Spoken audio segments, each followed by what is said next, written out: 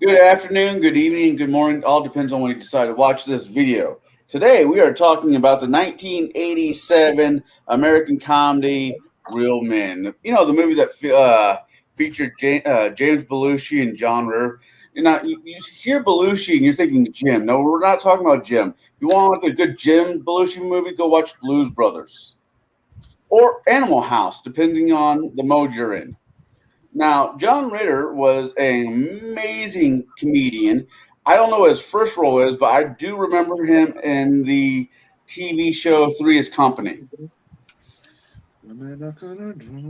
And this video will be brought to you by a glass of water. If you don't get the reference, go watch this movie. And independent of baseball. Yes. It's a space pen. Space pen. I didn't. Hey, you're giving away stuff away. You're not allowed to do that. But no, that was what it was advertised as.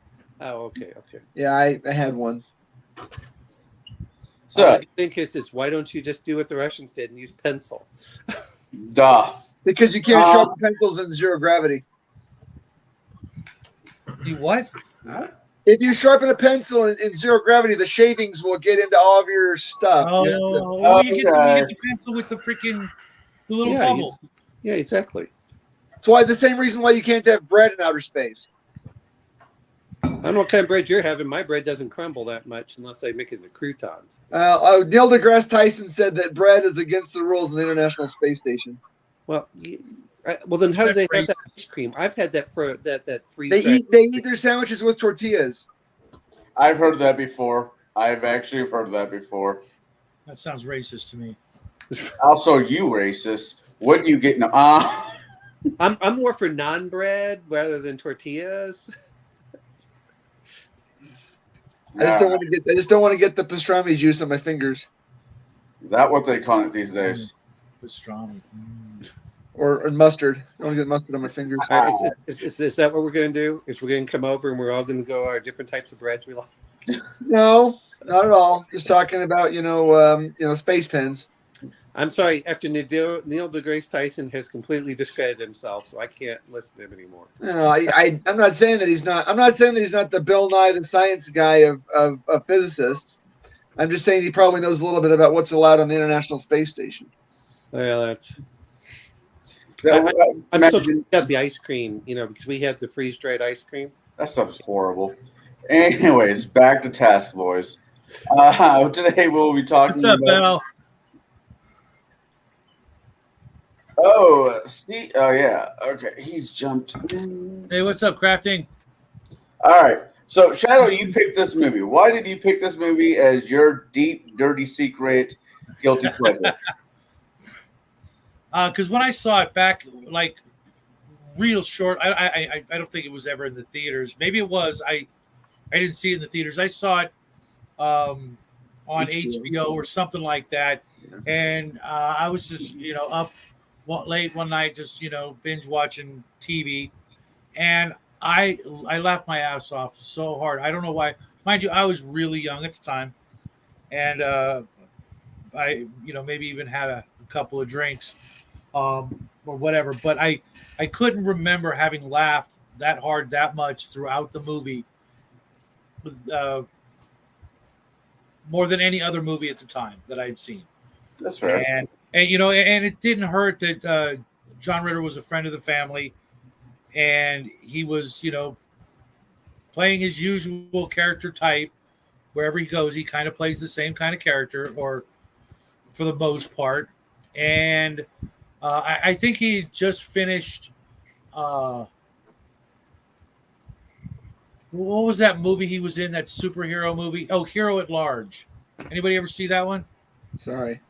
Wow, that's another sleeper film of his, where he like puts on a super suit for like a costume party and accidentally or inadvertently like does something actually heroic, and he continues doing it even though he has, the John Ritter body and no powers whatsoever.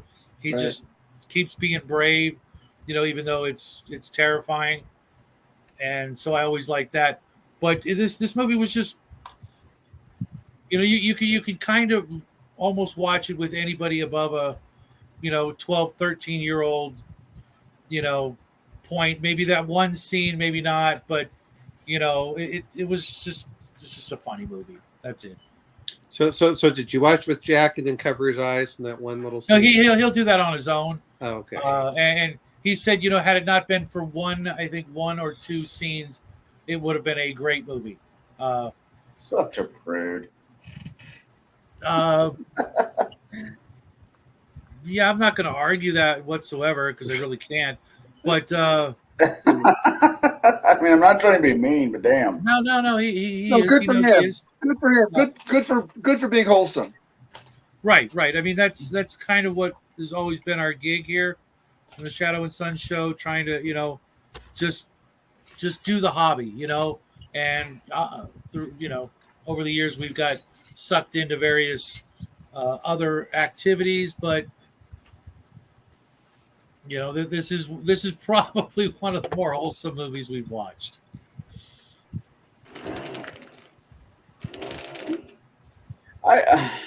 So overall, what did you think of the movie, Bo? What was your opinion of it? A series of vignettes that individually had some merit, but as a movie, almost completely forgettable. Oh, wow. All right, Omen. It was okay. I mean, I don't hold this thing of like it was terrible, unlike Howard the Duck. Hey, that is an American classic. I'm sorry, classic to me usually means black and white. This was Oh, this was pretty. Wait. It wasn't in black and white? I'd say that these are two comparable movies in terms of theme and and flavor, especially. I will say as much is while I didn't laugh at really any one thing, I did find it humorous. I did find it enjoyable. So it was one of those that if I would have watched on a Saturday morning or Saturday afternoon and said, "Oh, it's okay," and that's about it. All I can say is I can't recommend it. I can't say it's against. It's a solid 5 out of 10, which makes it average, but it's not where I can say do not watch this or do watch this. Right. Right. Jackie says hi in his own weird way. Jackson? He is a weird kid, so it makes sense. What about you, Mark? It was okay, I guess. Probably kind of what Bo said. There's just funny little snippets here and there, but as far as it being a complete and cohesive movie, I'm not 100% sure. They kind of, I don't know, it's kind of tacked a bunch of weird stuff together and said this was the movie. I don't know. It seemed like it started out with one storyline and then, I don't know, just ended up on totally something different. But yeah. I will say this much, which I think is important at the end. He picked the right choice after he gave him the glass of water. Oh, right. You guys are missing the. No, there was the one theme I think that Shadow's probably going to talk about is there was a progression of of Bob's character, his growth and confidence and ability as the movie progressed. Was kind of like the one coherent thing, because there certainly wasn't any coherence in Nikki's character, except at the end of the movie when realizes that he becomes the wimp. I mean, I was originally planning on just showing up here and bullying the movie and calling it degenerate, but now I want to do the exact opposite of that. It was only degenerate when he found his true love. Yeah, you know what, Jackson? I'll tell you this: there's a lid for every pot, man. I don't think that should be the case. Wow. Well, some lids fit way too many pots, but anyway. Actually, this movie, I mean, he started John Ritter character was like almost like every other character he's played in the very beginning. I mean, it goes from the movie where he gets sucked into the TV, into the satellite. I remember that one, but that was in the 90s. Yeah, but he was playing the same character. He was a meek, nobody father who was obsessed or not obsessed, but he just wasn't there. The problem with that movie, at least you can see an honest growth. he became a real man in an alley when he was fighting clowns. I mean, that was No, I actually, Stop to be coherent I here. know why he would say that, but I also think the scene right after the cornfield where he confesses to having run off and admits to having run away, and Nick says, I know, I was watching you, and why didn't you say anything? It's because most guys would have kept on running. That I think was the moment of bravery that really defined his character. He understood, the forgiveness and the understanding that the two were developing. This was the whole point where I was mentioning with Shadow, about, figuring out, is that your dad? With Brian playing his character. oh man, I don't know. That was funny, but I think I don't know if anybody realized or wants to contemplate that it wasn't actually his dad, but it was Aunt Grace. His dad was still upstairs, and the whole family was willing to go along with the joke. No. That was Dad. There was no. You can lie to yourself as much as you want, but no, that was his dad. Was his dad? They left it open. Otherwise, they could have just said, they would have not even bothered mentioning. No. I understand. Hey, you want to have that fantasy? That's cool. I don't want that fantasy. No kink shame in here. I don't want that smoke. I don't want that smoke, but yeah, you're the one still smoking too much of the peace pipe on this one. That was then why mention Aunt Grace and never show her? Yeah, okay. If that's what you need to tell yourself. Hey, That's what you tell yourself, Connell. I wasn't kissing her, so I don't care. It was funny as hell. Oh, I looked her up. The only thing only other movie she's really known for is playing some army person in a Nazi film. I could see that. I could see her doing that pretty well, actually. I think. Why don't you take a seat, sport? Go downstairs a bit. I'm just here to bully everyone. I don't know. I'm just thinking about the whole everyone. part of. I was trying to figure out who the librarian was or whatever he meets in the bar. Oh, no, she was no librarian. Did you see that car? Well, no. What got me about it was that she was the same waitress that was also in Spaceballs. Oh, she was. I looked her up and see what she did, and that was like, oh, okay. No, I mean,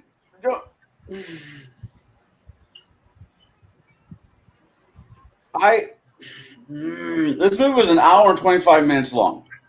Yeah. Right. At least you can say it was short. And I watched it. 1.25 speed. So I had to watch this movie twice. Good for you. I've probably seen this movie 100 times. Not that I wanted to, just to make sure I caught everything, because it just went by. It either dragged. There was a couple scenes that were just really not needed. Was an hour and 25 minutes. There was a couple scenes in this movie that just really wasn't needed. I don't disagree that there were a lot of things thrown in, but they were nonstop. I have to give it that. Right. It was nonstop for whatever they were doing. It's not like most movies that feel like they drag. I would like to see what they cut out of this movie, because it is so dang short. I mean, it was. I don't know who else they were asking to play the Jim Belushi's role. I can't picture anybody else doing it. Oh, I can. But you're wrong. No, I'm not wrong. I'm just sorry that they couldn't get. I'm sorry. Bill Murray is I cannot picture Bill Murray. He was playing Bill Murray the entire fucking movie. No, not even close. The man with red shoes. The man with one red shoe, that was Tom Hanks. Oh, then that's not the one I'm thinking about. Bill Murray played a spy movie, and these two. Too little? No. What movie? This is. I mean, come on. Everything was meant to be. What this reminds me of, in certain ways, which reminds me I need to finish watching it, is It reminds me of the Venture Brothers in certain ways. Yeah, it probably it was probably one of their favorite movies. Let's put it that way. I can't picture Bill Murray, one, being able to seduce anyone, two, holding a gun and pointing at somebody and actually being anything other than in like maybe a gangster movie. I don't picture him being the greatest spy in the CIA. That's just he could never play that part. Well, it didn't look. It was so over the top with Jim Belushi. Right. Yeah, Jim Belushi didn't play the greatest spy in this. He played the most delusional spy in the CIA.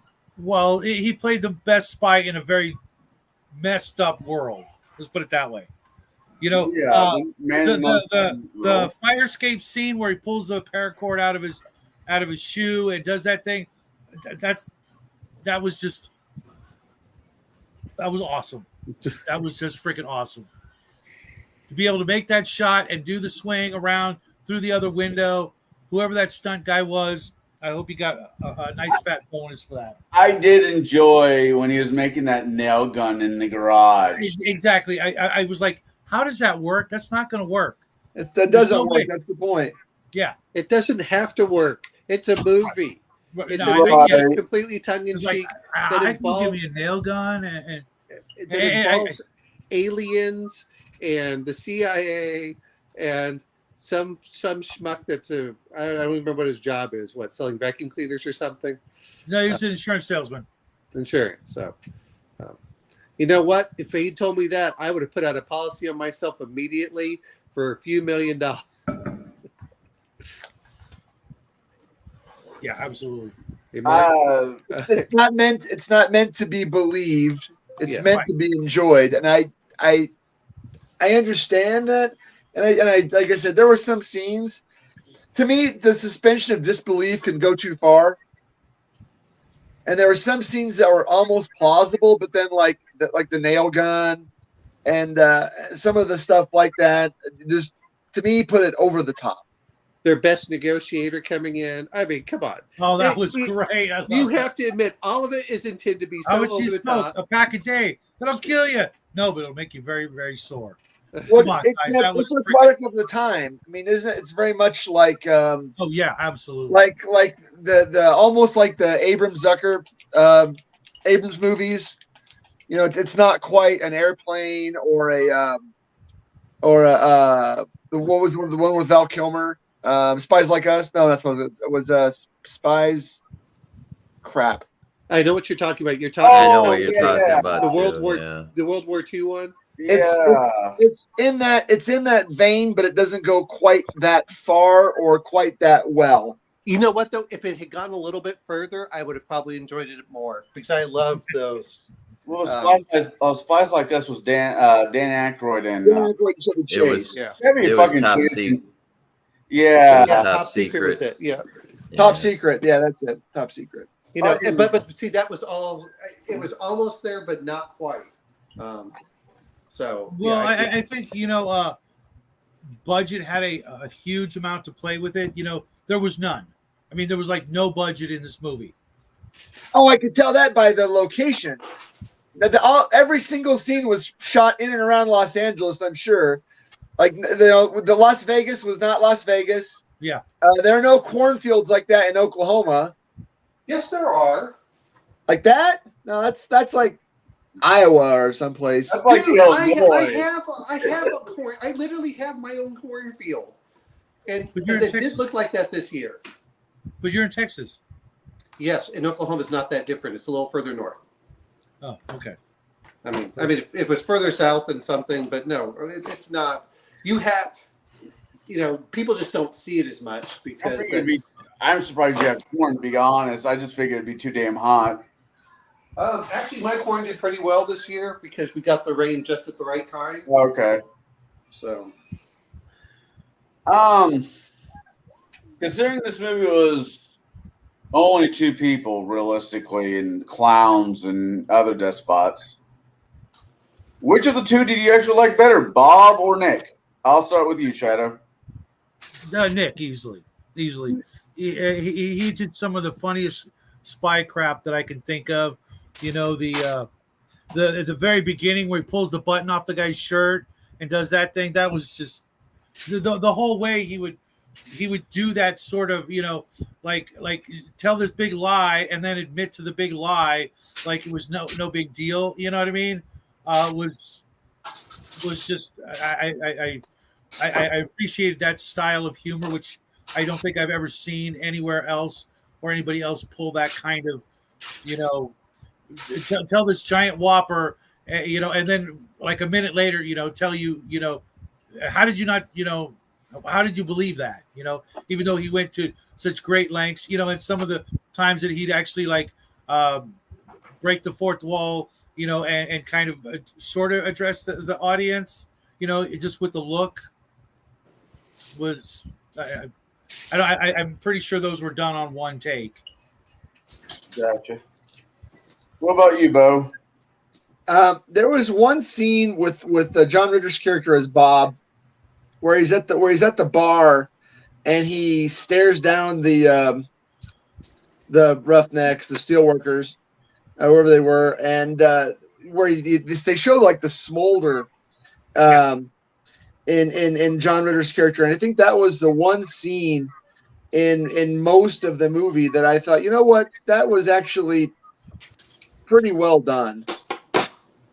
There was that bit of transformation there, where they just focus on John Ritter's eyes as Bob, and I thought, you know what, yeah, I like that. I felt almost proud for the guy, Bowman? Do I have to pick one of the main characters? Well, there's really, no, you can pick whoever you want, but Well, if there's a dog in it, Jackie's already chose the dog, so. Well, see, my favorite one is still the librarian or whatever, when she comes in with the helicopter at the end. It was just, What the hell was she? She wasn't a spy, but she had some stuff going on. Maybe never.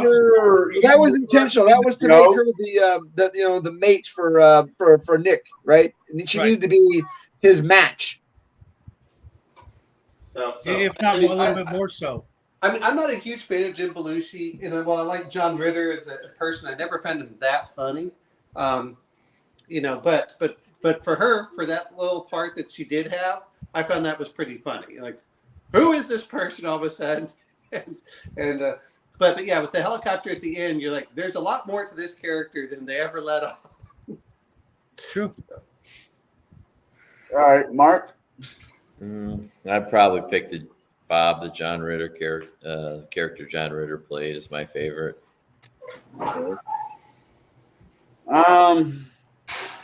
Any particular reason why? Good reason why. Just I preferred him as an actor, and Jim Belushi was kind of getting on my nerves in some parts of the movie more than the other guy. I like John Ritter. I really do. I like most. He was a great guy, guys. I like most of the characters he's played. That scene where he's outside and he thinks he's shooting bullets with his finger. That had to go. That is the part I hate about the movie. He knew it was bullshit. I mean, the actor knew, and he just went with it. Where you see other actors, you hear about other actors, like, I'm not doing that. No, I'm not doing that. It's going to make me look like a fool. Okay, what? No, tell me where the point was. I just hear him in my head, talking directly. No, I think especially back then, life was a lot more easygoing in a lot of ways, a lot less, vitriol toward one another. And he was really such. I mean, he was that guy that he played 90% of the time. He was that nice guy. He didn't really have a mean bone in his body.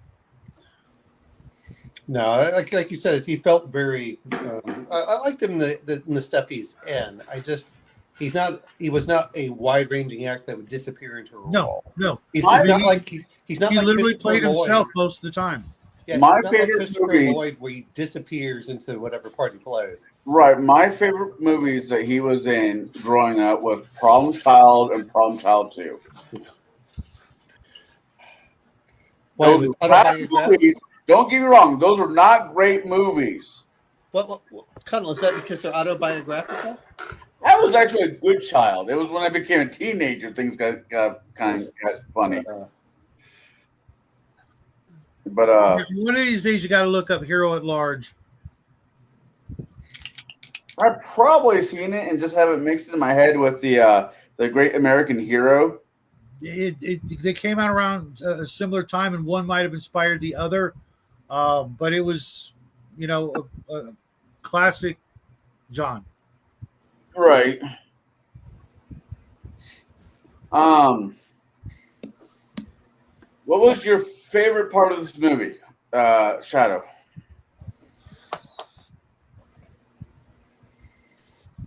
Well, like I said earlier, the action scene, the balcony or the fire escape from one to the other, but I think I'm actually gonna go with the right after, like I said, when they're in the car, the cornfield, right after the cornfield scene where John Ritter admits and James Belushi says, I know, I was watching you, but you came back, and the way they mirrored it later on in the movie where James had Nick had to come back, he'd already gone through the one thing, and he then found himself running off and had to come back. The tied in with the other the other morals of the story, don't make a big thing of it, because that's what a real man would say. Don't make a big deal out of it. When we do something that's extraordinary, the proper response is not thank you. It's just like, don't make a big thing out of it. It's no big deal. That's what a real man would say, because that's how a real man would act.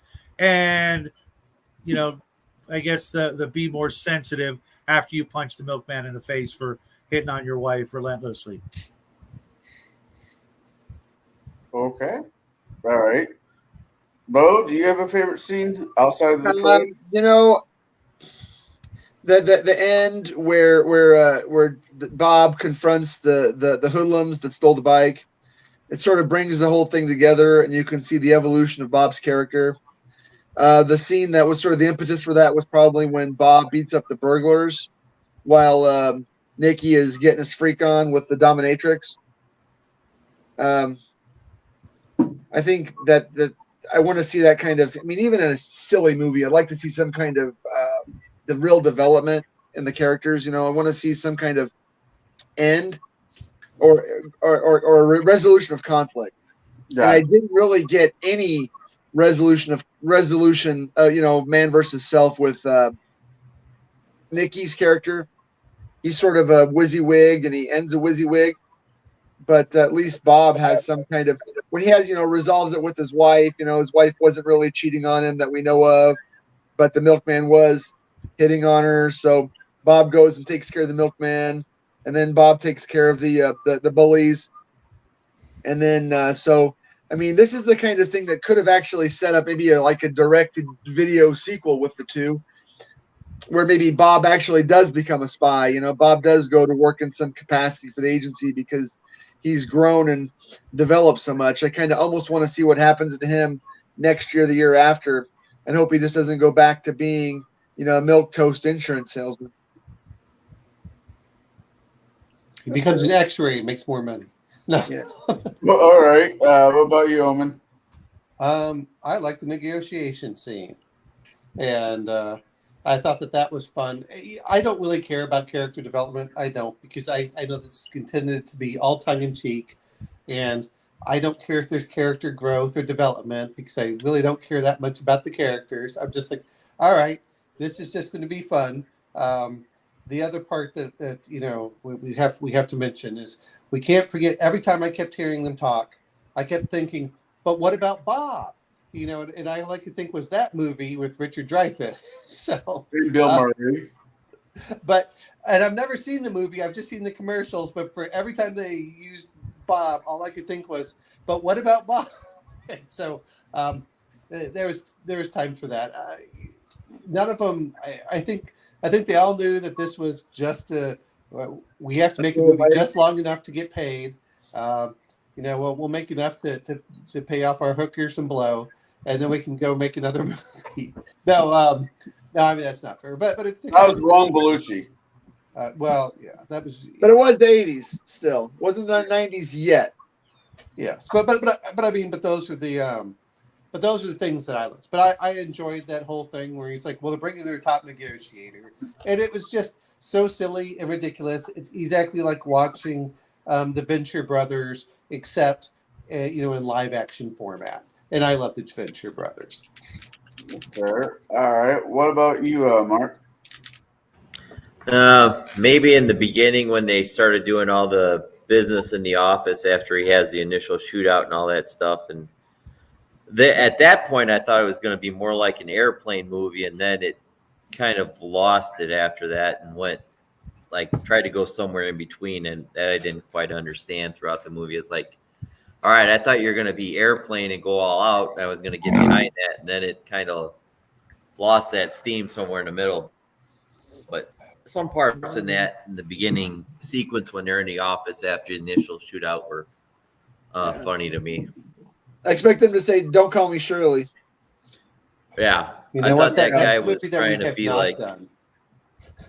I thought that guy was trying to the director or whatever. I thought that's what he was trying to be like, Leslie Nielsen or whatever there, but he didn't quite pull it together, I guess, in a way. It was a little too subdued, I think, oddly enough. You're right. Yeah. If they got a little bit more, I mean, while they had the clown's ridiculousness, if they tried putting in as many gags as they did in Airplane, where you have to watch it 6 or 7 times to pick up all of the jokes, I think it would have been a lot. Miss, I speak jive. I don't know. I'm quoting one movie because it worked for this movie. I don't know if it's just the Illinois in me, but I just don't do well with clowns. If you're from... Oh, you're not going to like the next one then. Oh, I hate clowns. So clowns around space? What? No. Snake clowns. Jesus. That's a movie? No, he's fucking with me. No, well, go watch Lego Batman. You'll understand the reference. Oh, yeah. Lego Batman, gotcha. No, the scene in the alley where he beats the shit out of the clowns is probably my favorite part. I've never been a fan of clowns, and if you're from Illinois in the 80s... John Wayne Gacy? Yeah, I just don't like clowns. He kind of ruined it for everybody.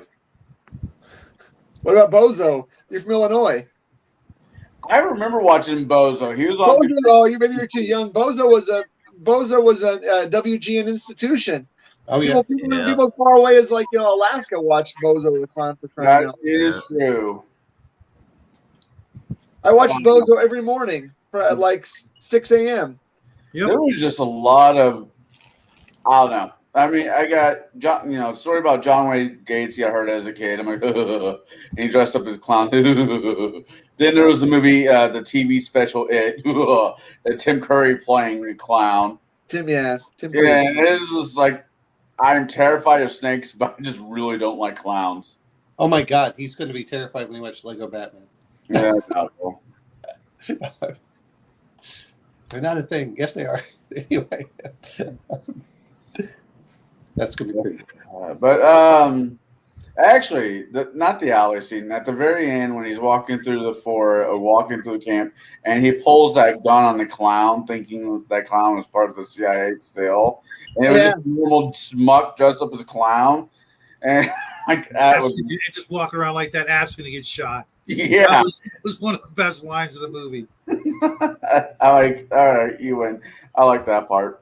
What's with the Letterman's jacket? Yeah, that was out. That and the shirt. Don't even get me started on. I will be getting one of those shirts in the near future to replace the one I sported in the 80s. I was like, that's got to be part of why I love the movie. Freaking love those shirts. Double-breasted, a bibbed cowboy shirt. Hell yeah!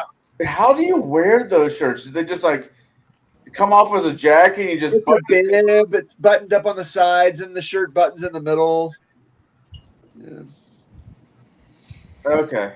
I mean, sure, why not? Whatever makes you happy there, Shadow. Least favorite scenes of the movie, if not just the entire movie. I'll start with you, Shadow. Great movie. I don't care what anybody says. It's a movie you can actually watch with almost your whole family above a certain age, and by whole family I mean like your mom and your dad, and it not be too like weird. You mean Basic Instinct? No, I'm just kidding.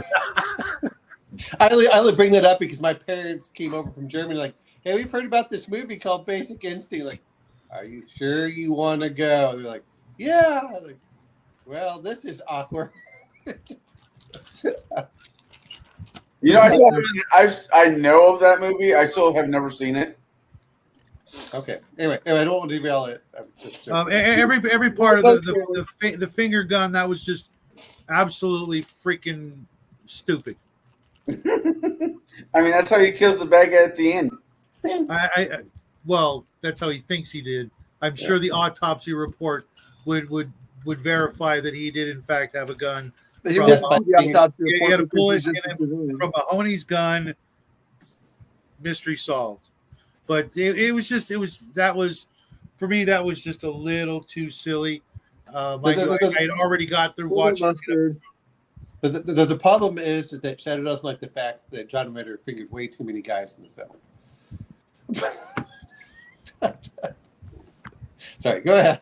That's it. It's real simple. I mean, had they taken that out, it wouldn't have taken much. But obviously, they thought it was integral to the ridiculousness of the movie. I can respect them, sticking with it and using it at the end to get the bad guy got, and Nick was like, that's freaking amazing. Yeah, don't make a big thing out of it. Yeah. All right. Bo? Oh, I tell you what, the thing that killed me were the piece of crap cars that they always had. Yeah, that like 63 Chevy with no seats, dovetailed Chevy, and then the one they had before that he poured the gasoline on.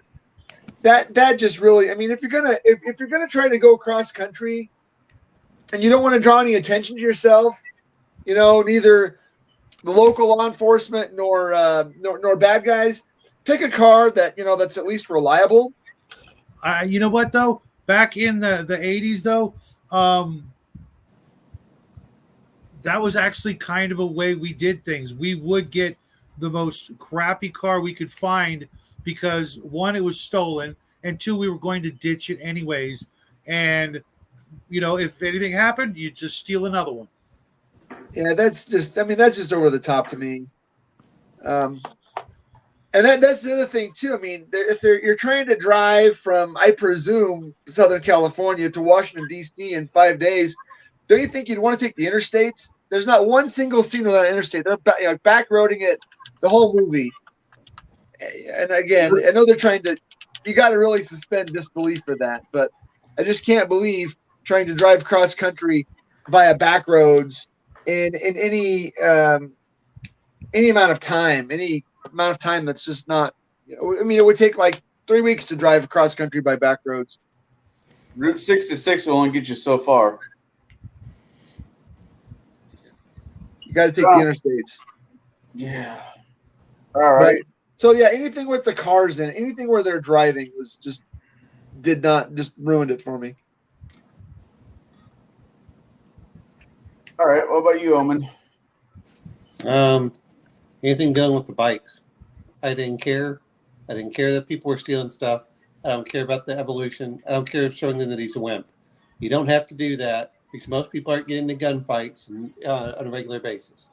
So, so to me, that just felt like it was adding a little bit more there. So that there was that. But that other than that is, I think you kind of need everything else, even the weird clown, fight. So that's weird. Yeah, I mean, just the whole thing is so over the top, but it literally feels, like I said, it literally feels like a Venture Brothers episode, minus the superheroes. So or supervillains. So anyway, that's why I felt the bad. I didn't like the beginning when he got beaten up by the guys trying to get the bike back, and I didn't really care about the at the end. To me, if you're going to play with the CIA, you go over and you switch in who owns the house, and you evict them out of the house and go, well, you should have given me your bike. That's the way I feel about it. Fair enough. Mark? I don't know. Maybe the whole scene when he went back to his house to see his mom or whatever. I don't know. It's just kind of like a filler thing to me. But, and then I don't know. I think they were trying to make it funnier than what it turned out to be when the dad was transitioning. The Jim Belushi's dad was transitioning or whatever. But I don't know. It just seemed like it fell kind of flat to me there.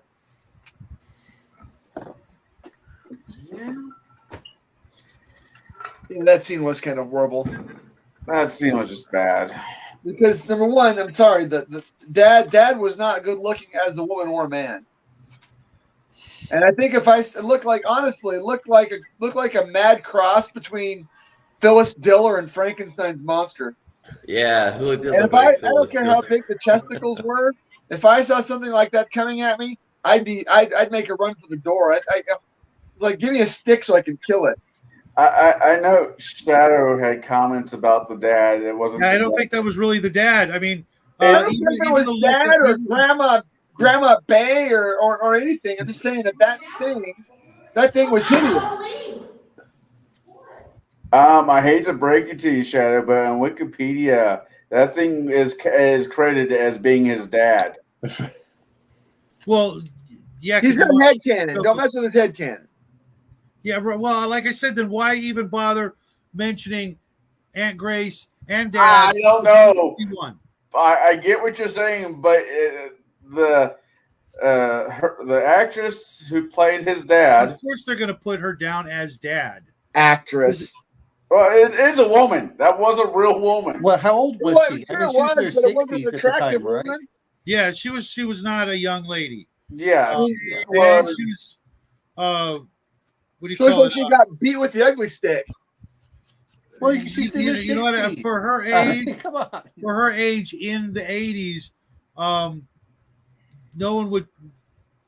Only someone our age and younger would say, she's unattractive. Everybody else would be polite and say she looks good for her age. Everyone else would be polite and say that's a handsome woman. But the point of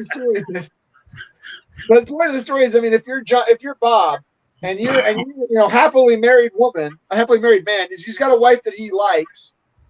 That was the from the whole the refrigerator scene, right? Oh my gosh, the milkman is delivering more than milk to your wife. And then the scene in the garage. Hey, I read those letters that you wrote to your wife. Those were the nicest sentiments I'd ever read. So this is a guy who loves his wife, and he gets jumped by this thing who knocks him down onto the couch, and he's cooperating. I don't know that he was cooperating. I think he was in shock. Oh, he was certainly enjoying the experience with the tongue in the ear. Anyway, I don't want to spoil the movie for anybody that might want to sit through it. or Bo's trying to say, I'm going to save you a lot of time by giving away everything. Oh my God, she passed away. Actually, passed away about 4 years ago at 83. I'm looking at her movie. I mean, the movie that she's well known for was in 1975.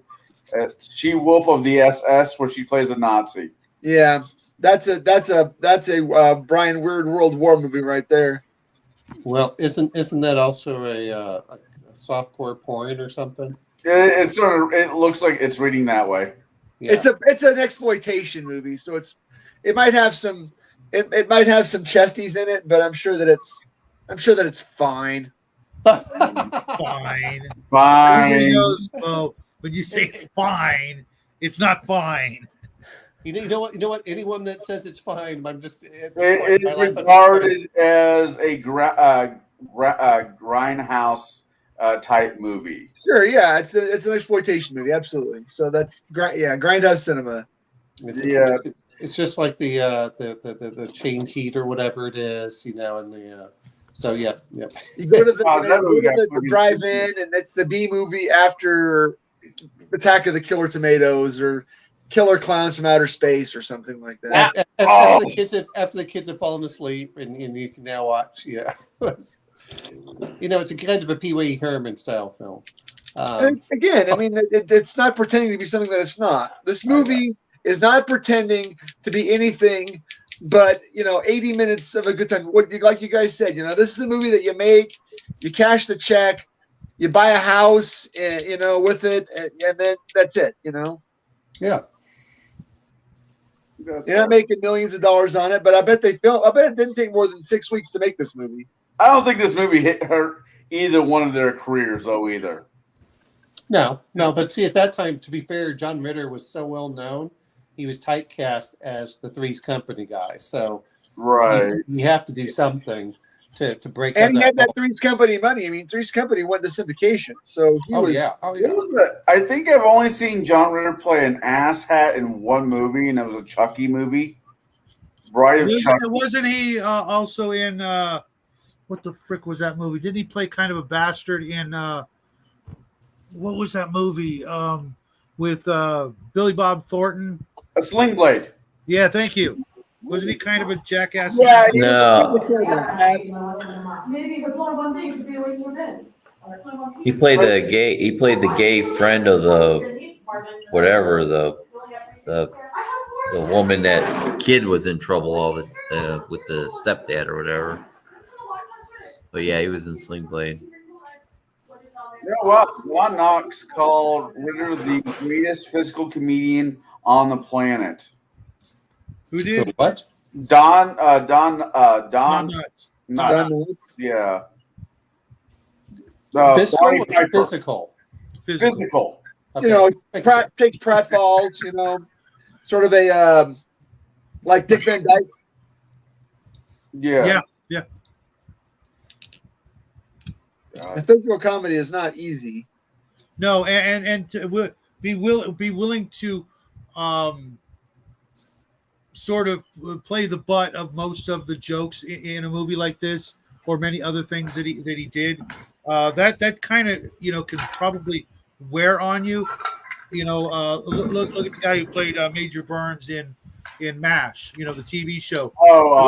He was actually like one of the most beloved actors behind the scenes of that production, but yet everybody on screen, hated him, and he went on to be a really well liked individual, but he could never really get any more work because of how well he played the part and how much everybody hated that character. And Ritter's kind of got a little bit opposite of that, but in the same vein that he was willing, for the sake of the art or whatever you want to call it, to be the butt of so many jokes, but yet still, love making everybody laugh while doing it. Well, he got typecast, like what happens with a lot of them, and it takes years to get away from that typecast, which is what he did probably by the mid to late 90s. But. Oh yeah, I'm trying to look at who actually played Frank Burns. This is kind of out of the point, but I know the guy who played Frank Burns, left the show not because he was written out, but because they would not let his character grow past where he was. So didn't they kill him? Kill his character? No, that wasn't him. That was they killed the guy from Bloomington. So he went and do like a show being able to play that character later on, which was incredibly dickish. Well, he thought what was his name? He thought he was like the star of the show, and Mr. Big Shot, and wanted more money. And then he went on to do a little show called Hello Larry that lasted all of like 6 or 8 episodes, and then that was the end of his career, as far as I know. Yeah, as much as I don't care about the last season because of writing the roles. Speaking of MASH, though, John Ritter, I think everybody had played. Everybody's been always one episode of MASH from that era, yeah. Patrick Swayze. Yeah. Lawrence Fishburne. Andrew Dice Clay. Does anybody remember him? Match. Yeah, Dice Man. MASH is one of my favorite shows. I Ron watched it. Howard. I got tired of MASH, so I stopped. When I just remember coming back to the United States. I'm like, oh, they've got like After MASH or whatever it was called, where they're kind of doing the spinoff. Oh, with Colonel Potter. Yeah. Loretta Swit and what the hell was his name? Ray Dahl. Klinger was in it. Yeah. But no, I think MASH was probably almost a stepping stone for a lot of these guys. It feels like from that decade. Well, I mean, that show had to literally go through. Needed a lot of, walk on, walk off actors and actresses. Right. It's like Babylon 5. You better grab that fork because you didn't get all Or Star Trek. Star Trek was another one that had people just run in, run out. Somebody's got something going on in the background. Yeah, it's probably my house. Got one of those things. You got one of those houses that's just always busy. Yeah. But back to the movie. I think it's not so much the scene, but it's just how they handle the two characters. It's like, do you remember the old movie Freaky Friday? I'm familiar with it.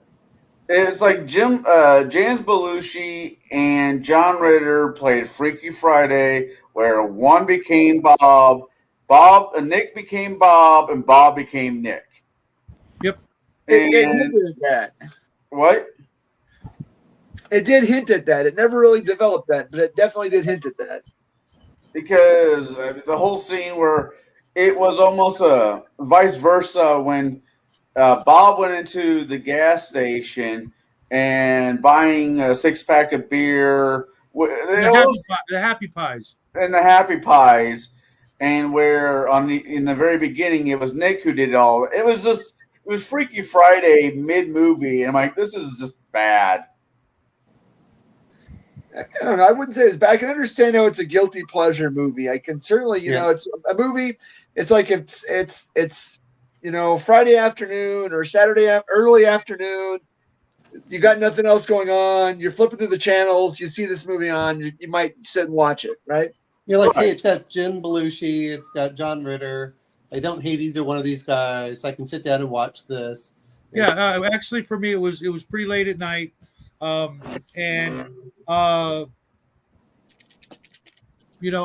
knew one of the guys in the movie, so there's that. And I want to ask you some questions about that later on, actually. So it's for me, it could be part of the kind of like your first kiss kind of thing. Is something you're never going to forget. The first time you see something and it just sticks with you, and then every time you watch it again, it brings back that bit of nostalgia, for either that time or that experience. And there's definitely a large bit of that for me. And every time I would watch it over the years and wear out the tape. It's still superior to Howard the Duck, so we'll just give you that. So I don't know. I'm not sure about that. No, that's just because you like Leah Thompson. No, I mean, in that movie, I absolutely, okay, now like that. I hadn't seen this. I remembered. I must have seen this movie once before, and now so I would have been maybe 10 years old when this movie came out. But I must have seen it a year or two later on HBO or something, because I distinctly remember the dominatrix scene, and I didn't remember anything else. I'm like, oh yeah, I've seen this movie before. Where he's on the gravity table and she's spinning him, and then Nikki says, "Hey, when's it my turn?" And she says, "This is your turn." I remember that from when I was, like I said, must have been, 11, 12 years old. So there's something to that.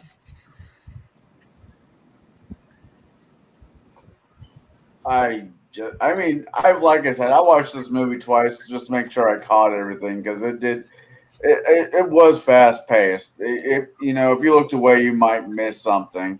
Type of movie. Would you? I guess this kind of goes with the last question. Is there any scenes that you would just change, or I don't? I think we've already gone through that. Yeah, I think we have. I'm kind of curious about the actors. Would you have changed these actors out for anybody else? I don't know if I could. I'm trying to think of who I would go through this. I mean, the. I kind of have an answer, but I'll wait for you guys to. If you guys have an answer. Yeah, I mean, how or why? I mean, unless you specifically have, something about one of the main two actors that you don't like, it was. I mean, practically, it seemed to me that the movie was like practically written for John Ritter. That's the one actor I would not change. James Belushi. I know a lot of people hate him because he lived and John didn't. Fuck those people. I like him as an actor, so that's not it either. Because there's some stuff he's done that I've hated. Yeah, but I can't. I can't really picture anybody else being, the kind of, sleazy, but not at the same time. Sleazy but lovable. Right. That he had. All right. The person I have in my mind is Dan Aykroyd. They couldn't have afforded Dan Aykroyd. Dan Aykroyd playing the CIA agent the same way he played I don't know. What's his name from Dragnet? Yeah. Joe Friday, was it? Yeah. I can see Tom Hanks playing the Jim Belushi. Pardon? Role. I couldn't hear you. I see Tom Hanks being more suitable for the John Ritter role. No, because if you watch the Dragnet movie and you look at the early stuff that the Tom Hanks did, he was kind of sleazy. The only problem with that, Omen, is I can't see Tom Hanks without throwing up. Without being able to be like lascivious, kind of sleazy. I've never seen Tom Hanks be able to pull that off. He's always been kind of, very straight laced, when it came to, sexuality and whatnot. Whereas, well, he had that with James Belushi was like seconds away from literally sleeping with a complete stranger, having just met her seconds before. I mean, who of us gets that opportunity, but would actually follow through? Well, like I said, is after seeing him in Dragnet and a couple of the other things, his early stuff, yes. I mean, literally falling into bed, Connell, not just meeting the chick and her saying yes. We haven't talked about my college days much, have we? Everybody's had that opportunity. He did play that character. Yeah, he was more promiscuous in the movie Dragnet, but I don't know if it was even believable then. The problem I have with recasting this movie with anybody that's more than A-list actors, I don't think they could have afforded it. This movie, you have to take it in some. It's a B grade movie that's not pretending that it's not a B grade movie. You know what? I will mention this much. I would have replaced the CIA, the head of the CIA, with someone. Yeah. What was his name? From the bad guy from Total Recall, the head bad guy. Ritter Ironside. No. Michael Ironside. No. He was also he was also in. But no, I would have found. I know who you're talking about, and I can think of him from Starship Troopers as well, and he was in several other.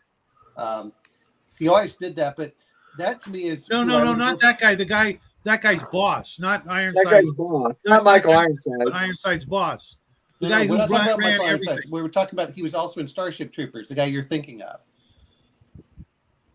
No, he wasn't. I know Michael Ironside was in both, but I don't. But that's not who I'm talking about. Yeah, I know you're talking about the guy that was like the head boss, the CEO, and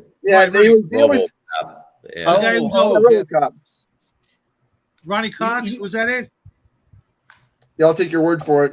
I'm on my phone, not my. Well, who would have been really fun to have? Could you imagine Leslie Nielsen playing the CIA boss?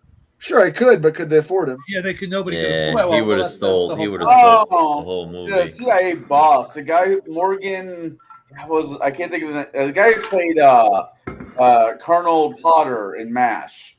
Harry Morgan? Harry Morgan. No. Harry Morgan could play the CIA agent, not the CIA, the young one, but the boss. Yeah, but maybe, but it wasn't really his style. I mean, yeah. He was. He did communicate. He did. I should say did. He's been dead for years now. I'll tell you who you would have picked was I can't remember his name right now. The one for the Magnificent Seven that replayed the same role in the Roger Corbin. Yul Brynner. Oh shit! No, not Yul Brynner. The one that Coburn. No. Breakfast at Tiffany's. George Papard. George Papard. Got it. Nailed it. I'm not sure that I'm is embarrassed George. that That took George me so long to Papard? figure I didn't that. think so. What's up, George, Magar? Robert Bond too. but Robert Bond is who I'm referring to. Robert Bond would have been an excellent CIA boss. He might have been told by then. Why? I mean, I don't you're a know. CIA boss. You can be how old. old he was in this movie. I mean, as a CIA boss, you kind of have to be Yeah, old. look at George Bush Sr. Well, he stayed down drinking all that baby blood. Right. Well, I mean, all we have to do is look at the what was his name? The one that was he was barely coherent, and yet they made him in charge of the special counsel. Biden. Mueller. Not under Mueller. I mean, that's all we have to do is look Sorry, at he's just so conscious like Biden. Well, and Robert Bond died in 2016, so he had plenty of years left in him. Yeah. I think he would have made it excellent, and he was cheap at that time too, because he didn't. was cheap at that time. What's that? I said he was cheap at that time. Yeah, I think he would have been an excellent one because he has the voice, he has the credentials, he has everything that you need for the CIA boss, and he's sleazy enough that you could go, yeah, he would do that. You know. That's fair. I don't know. I just think Dan Aykroyd would have been able to play a good Nick. No. I think you might have been right, but it would have completely changed the tone and scope of the I movie. don't think so. Oh yes, he would have. The reason why I say that is if you look at him playing when he played in the John Cusack Point Blank. That movie, he's played sleazy characters in other movies. Yeah, but he didn't have that. He's never had that, other than maybe in Ghostbusters. He never had that lovable side to him as well. No, well, it's not just that. It's that he also doesn't have that level of physicality. I can't imagine him doing the alley fight. Has he actually done any physical? Not like that. I don't recall ever seeing Dan Aykroyd in a bar fight, for example. Well, like I said, the movie, what was that called? With Spies Like Us. Spies Like Us. And he did, and to be fair, he did do Stripes. He did do Dragnet, where he. Yeah. We're talking young Dan Aykroyd, not Yeah, we're talking Dan Aykroyd from the 1980s. Is who we're talking to. And I'm bringing up movies that he was in at that time period. Well, Spies Like Us is that early 80s, and then same thing with Dragnet. Dragnet was like 1984, so it's right around that time frame. Blues Brothers? When did he do? It doesn't matter. Blues Brothers was 1980. 1980, maybe 1979, Yeah, 1980. 79 or 80. Yeah. It was after Star Wars, Yeah. but it was, Carrie real Fisher early. as the wife. It's a crazy girlfriend. Yeah, John Cusack. As I said before, I would keep John Cusack in that role. That was perfect. John Cusack? Not John Ritter. I'm thinking of something else. Well, we're not disagreeing. We're just saying who else. Like I said, I would replace the CIA boss. I would like to have someone that has a little bit more gravitas in there. So then when they come in, I would place the dad for this was in the 80s. Heather Locklear. I was thinking Joan Rivers. I was thinking honestly, my first thought was Pamela Anderson. I'm like, no, maybe. No. Joan Rivers, just because it would be funny in retrospect. Yeah. I'll tell you who would work. Considering how she died to be murdered. The lady that Dan Aykroyd married. The lady that Dan Aykroyd married. I forgot her name, but she was a knockout. First wife, second. How many wives has he had? Well, it's Hollywood. You only get married the first time once. I keep forgetting. Oh no, he is Canadian. Oh yeah, it's TV. I just remember watching him on Saturday Night Live back when he was on there. That was. Oh yeah. I was literally there. Donna Dixon. Right. He was married to her for 40 years almost. Oh damn! Yeah, separated in 20 just last year. I mean, but she was a real knockout in the 80s. I mean, like, holy crap, he was hitting way above his league. Hey, you know. Well, you know, guys can do that. When you're funny. Yep. She was the dream girl. Oh wow! On Wayne's World, she was the dream woman. That's funny. Well, she was also in the Bosom Buddies, which is where I was familiar with her. But yeah, she was. Oh, she was yeah, absolutely that's stunning. right. She was absolutely stunning. That would have been hilarious if he's going, oh, hey, Dad. Well, you want someone with that husky voice, you know. Oh, if you wanted that, then what was her name? I think that's probably why they actually hired her. No, because of the voice. I was thinking about that. No, the one from Romancing the Stone. Kathleen Turner. Yeah, she would work out well for the dad. Because she did play a trans woman in Friends. She played Chandler's dad or mom, right? Fucking Dan Aykroyd doing. Dan Aykroyd was in the movie 1941. I've seen that movie like half a dozen times. Yeah, I've never seen that movie. it's pretty good. Where they attack the California. Well, yeah, but they attacked what was the Ferris wheel and stuff. So. Yeah, they attack the board. They attack a boardwalk. Yes. Shit, he was in Indiana Jones Temple of Doom too. Yeah, he had the scene. He had the scene on the pier. Oh. I think it was actually uncredited in the movie. Yeah, it was a cameo. Yeah. But yeah, I wouldn't have replaced Jim Belushi because I don't know who else would have. Who else could really play that too well? Yeah, that's a horrible thought. But no, I don't think it'd work. I fucking oh, that guy, I can't stand him. Oh, the list is long, Connell. Oh, I know people I can't stand. God, we just said his name earlier. He has like only like one or two movies I like. Which movie? Sorry. National Val Kilmer. You know what? Val Kilmer could have played that pretty well too. Yeah, Val Kilmer could have done that. Val Kilmer could have replaced Jim. Chevy Chase. Oh yeah. Chevy Chase. No, Chevy Chase could not have played that part. No, he could have done it, but I think Val Kilmer could have. I don't think that Val Kilmer would have taken the script. I think Val Kilmer would have said, hard pass. Well, that's true. Part of the problem with Chevy Chase, though, is the guy's like world. 7 feet tall. Yeah. Who's this? Chevy Chase. He's like a giant. I mean, like a literal giant. He is tall as hell, I'll give you that. Which is actually a detriment in Hollywood. Yeah. Just ask Ben Stiller. The guy's only like 3 feet tall. Hollywood loves short actors. They're easy to work with. Yeah. Well, Tom Cruise. Physically, but when they start yapping open their yap off camera, then the issues start.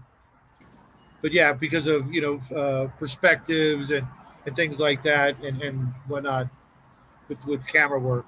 And they're usually eye to eye with the leading lady instead of having it's easier to put a camera on a leading lady who's 5'4" and a leading man who's 5'5". Right. Well, I mean, that was one of the things I talked about with Arnold Schwarzenegger, is it was so hard to find an intimidating opponent because he was so big, which is why he would, that's part of the problem that you have with these large actors, whereas you get someone with like Tom Cruise, who's like 5'7". Stallone, Stallone's only 5'10". Still taller than me.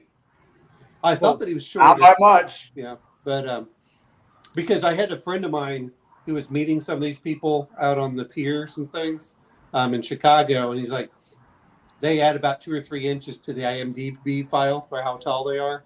So Sure. a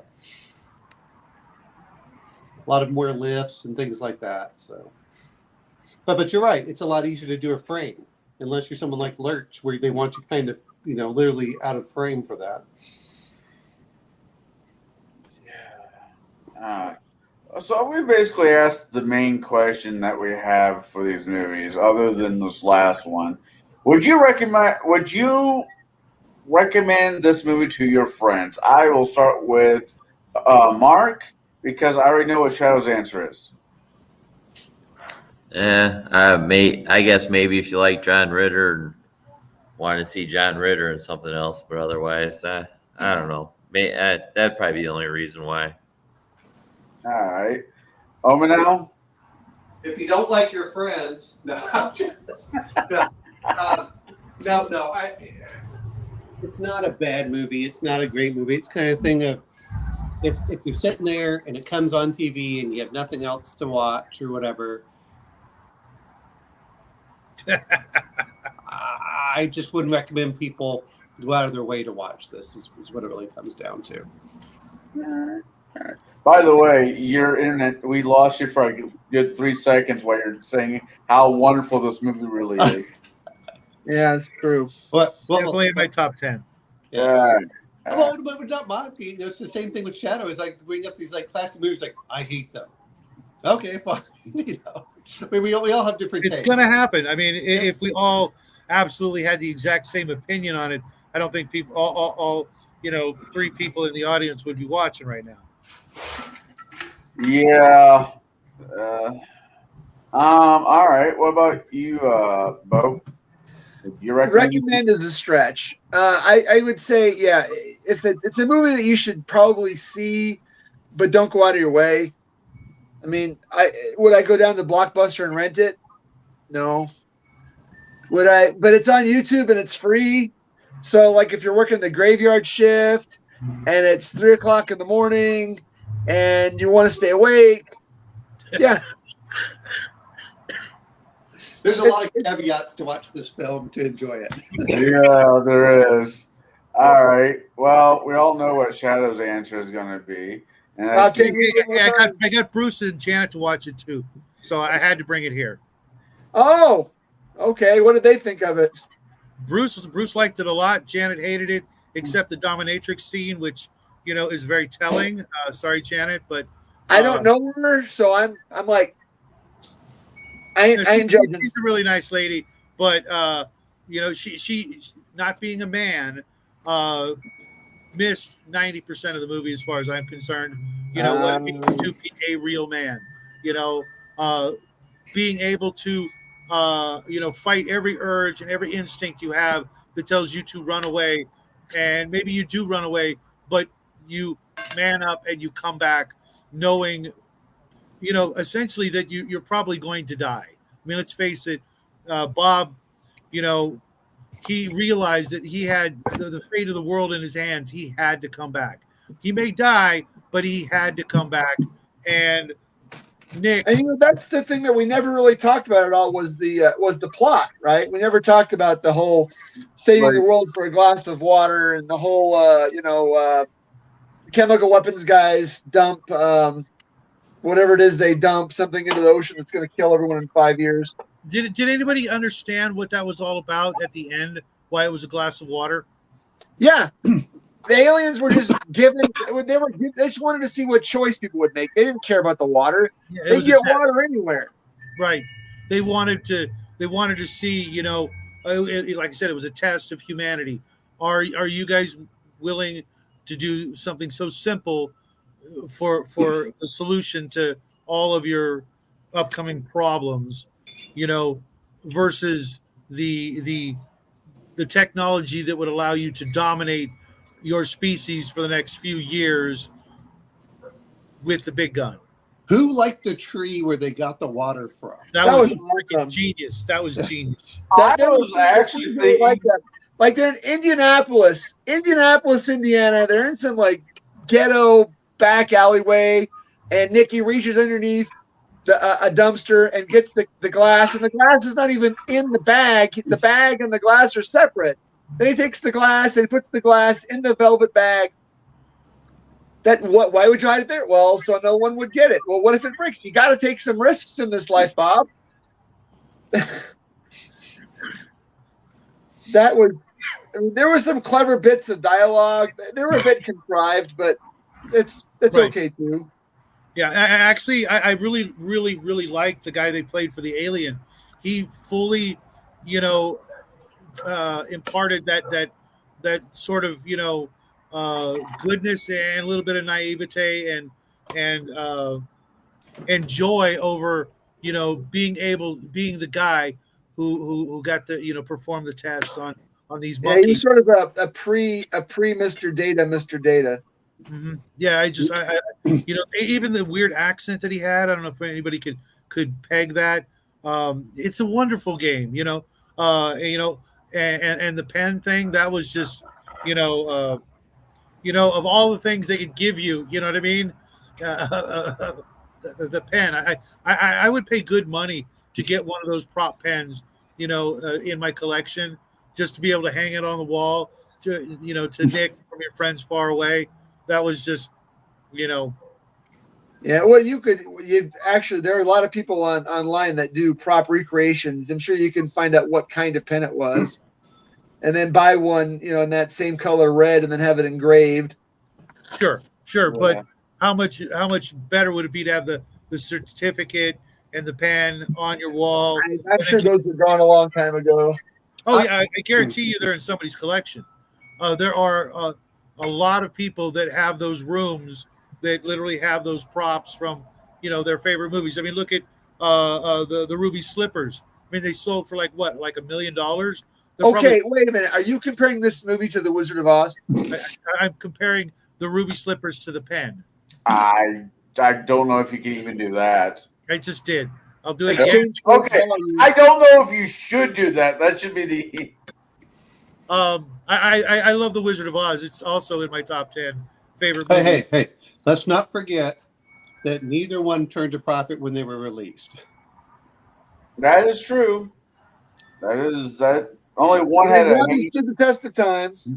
Oh yeah. As will this. You'll see someday when the aliens come down. This movie will be. You heard it here first, ladies and gentlemen. You heard it. Why does it sound like Dogma? Hey man, time will tell with Cool Running versus. Hey, I like Cool Running. It was okay. I'm a big John Candy fan, though. So anything he was in, Uncle Buck, Spaceballs, that Canadian Bacon, which was his last movie. I've always was a big fan. Planes, and Automobiles, even though I absolutely despise that movie and all movies like it, I hate those kind of movies. I can't do it. Either way, I'm just saying he did a lot of good roles, and I enjoyed. He was absolutely excellent in that movie. His big speech at the end. But yeah. But this movie, in my humble opinion, it does have a place in somebody's collection. Unfortunately, I don't know whose collection that is. All right, Shadows. There we go. Mark, you said you have to leave earlier, so I got a question for you. Yeah. When are we going to start reviewing Dresden Files on your channel?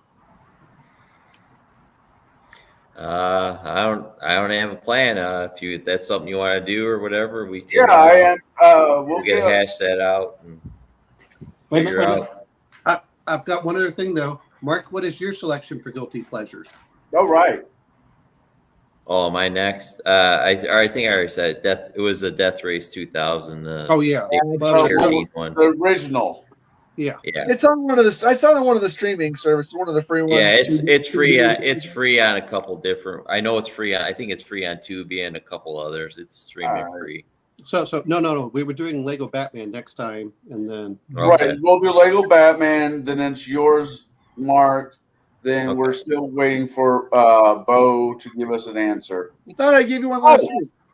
A Big Trouble in Little Chinatown. Big Trouble in Little China. I will make sure I tell Bruce And maybe I can get his. Maybe we can get him listening chat, giving us a hard time because it's one of his favorite movies. Yeah, but I don't see any guilt in wanting to watch that movie. No, you haven't talked to my mom. Hey, it's okay if it's a good film. It's a cult movie. Yeah, exactly. Yeah, but everywhere I go, it's like immensely popular. It's Maybe I'm Nobody in a really big cult. likes. I'm in a really big cult. Is that what it is? It bombed when it went to the theater because they didn't know how to market it. And if you look up like list of guilty pleasure movies, it's consistently in the top 10. And then after that, we have to decide what's going to be on for October. Which I know I had Dog Soldiers. We had Doc. I still haven't picked mine. Creatures from the Black Lagoon. Mm-hmm. I know. Yeah, Black Lagoon was on it. Dog Soldiers. I just found out that Amazon Prime had Ginger Snap. I'm like, son of a bitch. And let's and Bo's Lost Boys. Lost Boys. Mark, Or you we could do something like Abbott and Costello meet Frankenstein. Yeah. That would be a good one. Yeah, I was thinking I was gonna read the book. I just picked it up actually. And then I wanted to do a movie. I've never seen it, but I was thinking about doing Something Wicked This Way Comes. That is a great movie. I haven't Which seen that one? movie. Something Mark, which Wicked one? This Way. Something Wicked This Way Comes. Oh, okay. I haven't seen that movie. It's a Ray Bradbury movie. Story, book, whatever story. Kinda got two. I've been bouncing on for Halloween. And all of you guys will hate me for both, but that's all right. Do something like The Shining. No. Well, he's doing. I mean, Shadow's kind of doing the classic monster flick, and I appreciate that. But my first choice was going to be Killer Clowns from Outer Space. I'm like, no, I gotta wait till next year because it's going to be a sci-fi year. I was thinking maybe Friday the 13th, the second one, with actual Jason, not his mom. I've been kind of going around with which ones ever. And any of those movies, you know that, right? What? Yeah, I know you don't do gore. That's like I'm trying to find one that's not like it's fits everything, but doesn't. It's not like buckets of gore. And you're a nurse. What the hell, man? Hey, like I said, Ginger Snaps is a good one, but that just depends on what if you want to watch. I was like, I'm kind of surprised you didn't pick American Werewolf. Ooh, that is a good one. I just actually watched a couple days ago American Werewolf in Paris, which was an all right film. All you would have to do if you want to not remaster, I think remaster that one, is put a little bit more money in a CGI, and it would be a great Halloween rental movie. It's not great. It's not bad. To be honest, I'm also surprised you didn't pick one of the Draculas, one of the really good ones. Christopher Lee. Oh, I thought about it. I'm still thinking the Hamer brothers, the Hamer Draculas, or Hamer I horror got movies. 3 more weeks to make up my mind. 3? Really? Omen now? Oh, yeah. I mean, hell, we're going to be in October freaking before you know it. So, yeah. Yeah, it kind of is what it is. September just flew by, didn't it, guys? What? September just flew by for me. I don't know about you Yeah. guys. Yeah, there's no way I'm going to get done with all these minis for the mini painting challenge. That's just. I got about 25, maybe almost 30 minis that I've done in this month. Thank God for Speed Paints. I got like 6 minis for this month. Oh, your quality of paint jobs is I got one. the highest qualities That's out there. not true. That's not true. I got wheelchair people. I got 2. I'm not even on this thing, but I Are decided. those combat wheelchairs? Yes, they are. And you know what's awesome about them is they're great for going into a dungeon. They're not so good for getting out. Once I'm done with them, they're going to all have their little stands, and they're all going to be chased by velociraptors. Which is one of the villains. Which is one of the villains. No. Here's you get some 3D printed steps I'm working on that At the too. bottom of the stairs with zombies behind him. Oh no, I was going to have the Utah Raptors because that's what this is. It's a Utah Raptor. I do know my dinosaurs. Some of my dinosaurs are home now. Chasing a person in the wheelchair, and they run into a flight of stairs going up. Exactly. You got to have some stairs. You know what though is you got to have it for that. That's great, but remember, the Raptors are one of the villains in next week's movies. Right. Lego Awesome. Batman. So I got to find a copy of it somewhere to watch. We have it at the library. when Versus- the beginning and the of the same year thing gets applies to closer, Sorry. when the beginning of the year gets closer, we are definitely going to have to talk about what qualifies as a sci-fi. I bring this up now because I want you guys to actually think about this. What do we qualify as a sci-fi movie? I mean, Iron Man could be count as a sci-fi movie. It absolutely is. I would go with something along the lines of anything that displays technology far above the time it was filmed. As long as we make Omen watch 2001, that's fine by me. You know what? I can watch that at 4 times speed and not miss anything. Hey, you could probably watch this movie at 4 times speed and not miss anything. No, Hey, this you one would- has too many jokes and little tiny. I'm joking. I'm joking. The delivery of James Belushi's lines is stellar, But and missing that would be a crime against humanity. So Crime let me sum up humanity. 2001. We're not going to do 2001. Please don't Unless somebody date. else wants to. I've already seen it, bitch. I'm fine. All right. because when we do the sci-fi, I would like us to still stick in the like for Halloween, do a Halloween sci-fis. You know, stick with the theme that we're going with. They're all have to be sci-fi, but you have to find one that fits. You know, December is going to be a tough month for that, I think, without hitting movies. Toys with Robin Williams. Oh, that movie was terrible. You know what? If we're gonna do that, then why don't we get the Laurel and Hardy with the But you're not joking. Yeah, you're right though. December for Christmas, and there's got to be a sci-fi Christmas out there somewhere. There's got to be. Star Wars Christmas special. I'm not sure we can find that, let alone. I don't think It's on YouTube.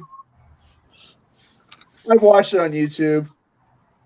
Jefferson Starship, Take off. Mark I'll Carney. pick up on Discord about the Dresden Files.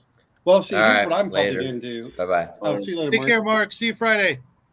What See I'll ya. probably do myself is I'm going to just create a list of various sci-fi movies that I've enjoyed. Yeah. You guys can nix them or not, but I'll probably put like 30 on there. So you tell We me. got to do the classic Alien in October. Well, I'm not disagreeing with that. That's why I'm saying, Alien. That's why I'm not picking Alien this year because it's Fair. Well, What was my Event other pick Horizon has that I to be wanted to the do one for that's gonna- October? And you said no. What was the one I wanted? you wanted to do Fire in the Sky, and we already did that. No, there was another one though that you said hold off. Event Well, Horizon. I don't know. Mm. Because Event Horizon, I've heard. I haven't even seen. Oh it. yeah. Horizon. Yeah, For that's, Event Horizon. that's a brutal movie. I don't know if I can see it, but I'll try. That's a rough movie. That's a rough movie. That movie's like The Shining when the elevator opens up and the blood pours out, but it's the whole movie. That's not unfair. I don't know. Hey, do me a favor. When I was a teen. Well, I'm going to ask you a question. Does The Thing count? Oh, This is- I've never seen the first. I want to see the original, but again, I'm sure it's pretty over the top. But No. But that's what I mean is the original. But does that count as sci-fi or not? oh, absolutely. Well, It's an alien. But I was just checking because that's kind of another one that I'd like to see that's not for sci. For one is does They Live count? But just They mention- Live. Oh, with Roddy Piper. I Yes. love that movie. Oh, They Live? That's on my Maybe, annual yeah. watch list. Joy, I'm just trying to make sure that we. Were you guys talking about They Live? Yeah. Okay, absolute classic. Well, see, that's the problem of when I mention these. I don't know if it counts or not. So those would be one of those that I put up on the list. You tell me whether they would count. I think, going by the technology of the era, for example, like if someone wanted to pull up 20,000 Leagues Under the Sea. Sci-fi. That's sci-fi fantasy, but still sci-fi. Right. I think all those are more sci-fi than like Star Wars. Every single movie you've mentioned is more sci-fi than Star Wars. Right. I mean, except for the whole space travel, we have it's almost the same. There's more than just a few things, but the technology that they had in the original Star Trek, we kind of already have some of it. Yeah. But cell phones and med scanners. You've got Logan's Run, which I know, Shadow's chomping at We the bit. did Logan's Run, didn't we? Or we talked about it. A little, maybe. Yeah, that was. I just bought it only to find out my freaking DVD player didn't work. That DVD player almost ended up in a wall. Just saying. Well, if you're gonna throw it away, make sure you take it apart for greebles for your crafting. Yeah, it would have been a lot easier to do that after I removed it from the wall. Yes, but then he'd have to repair the wall. You know what? These anger issues are indicative of the true control freak. In a roundabout way, I could say I'm trying to be more sensitive. I could basically say Ready Player One is a Halloween movie. Ready Player One to me is not a Halloween movie, but it's everybody's wearing a costume. Everybody's wearing it's their avatar, but everyone's wearing a costume.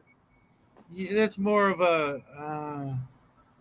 I don't know. I've never seen it, so it's hard for me. It's a very much a philosophy argument more than an actual anything else. It's just how you look at it. Because Ready Player One, everybody makes avatars and goes and lives there. We're living in the internet. It is future. I mean, it is futuristic. I'm not disagreeing with that one. No, it's sci-fi. It's definitely sci-fi. If it's a Halloween film or not is the. Is it like a D&D kind of movie?